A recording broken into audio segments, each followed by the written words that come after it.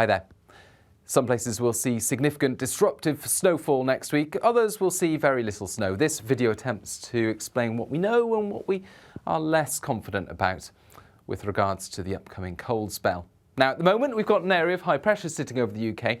That's brought some chilly conditions through the week, but it turns even colder through the weekend as a cold front approaches from the northwest. This indeed is going to bring a spell of rain on Friday night and into Saturday across northern parts of the UK. The rain fizzles out as it pushes south, but the front changes the wind direction. Winds directly from the Arctic by the end of Sunday, bringing cold air across the UK. Air that will be cold enough in many places for snow.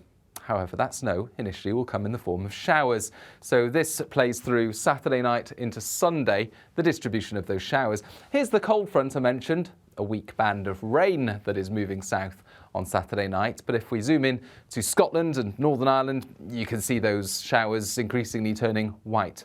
Snow showers appearing by the start of Sunday into northern Scotland. And in fact, by Sunday evening, those snow showers become more frequent and heavier and aligned into some bands as well. Primarily, though, it is northern Scotland, one or two further south, but really it's northern Scotland by the end of Sunday where the snow accumulations will really build up, and the colours here correspond to the key on the right. This is the snow depth by Sunday evening. Now, obviously the tops of the Highlands of the Grampians are going to see substantial snow. We've already got some snow lying there. But at lower levels, there's the risk of some really significant snow as well, 2 to 5 centimetres in many parts of this warning area, and more than 10 centimetres where those showers just align into various bands. And that's enough snow to cause disruption by the end of Sunday, so there's a yellow warning in force. Going through Sunday night and into Monday, and those snow showers increasingly push south, affecting Northern Ireland, and some sleet and snow showers affecting North and West Wales, as well as the southwest, so Exmoor, for example, and they'll be running down the North Sea coast as well to perhaps clip Norfolk.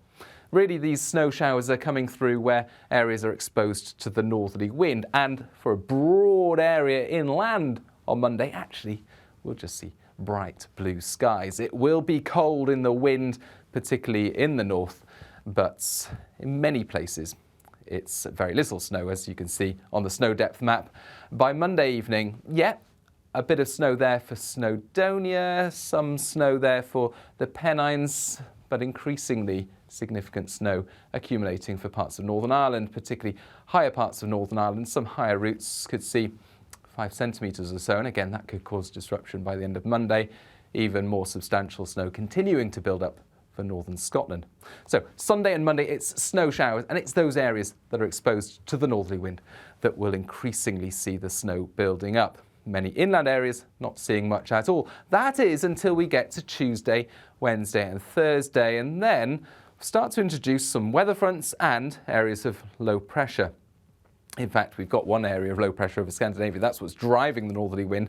But into Tuesday, there is the risk of a weather front just sneaking in from the west to bring some more organised precipitation.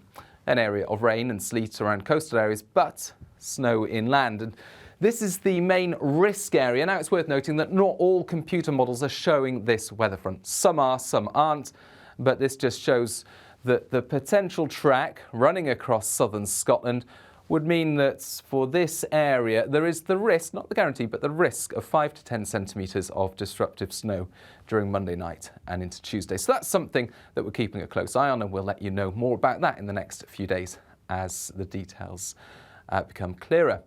Later Tuesday, we've still got this northerly wind, but looking towards the far south, Bay of Biscay, some quite mild air actually lurking down here, quite a temperature contrast between the cold across the UK and the mild air, and an area of low pressure is starting to move in. We've got high confidence that there's going to be an area of low pressure to the south of the UK, bringing an area of rainfall on its northern flank.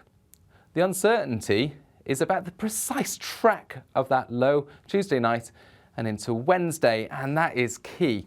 The most likely track would mean that that rain mixing with the cold air leads to snow, a snow risk for the far south of the UK. Not a huge amount of snow, but enough in the south to cause disruption during the middle of next week.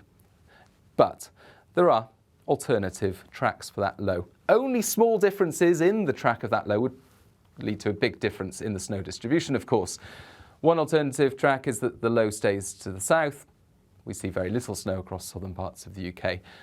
Another alternative is that the snow is a bit further north and heavier for South Wales into the Midlands, East Anglia, just around the M4 corridor and slightly further north. But the most likely track would bring a spell of snow for the far south before that low clears off and we see a return to northerly winds. So either way, the weather stays cold from Sunday to Friday, and that prolonged cold, both by day with the wind chill and by night with some sharp overnight frost, could be an issue for some people, particularly vulnerable people in our communities. And so please do look out for those who you think might be vulnerable to a prolonged spell of cold weather. Make sure homes are adequately heated and people have enough supplies. There is the snow and ice disruption risk in some places, but not everyone will see that risk. However, it is worth checking forecasts and warnings and checking conditions on the roads and the pavements, icy patches and so on before heading out and making sure that your car is prepared for the winter. Lots of advice and tips can be found on the Met Office website. And of course, we'll keep you updated right here at the Met Office. You can find all the latest forecasts on our YouTube channel. Bye-bye.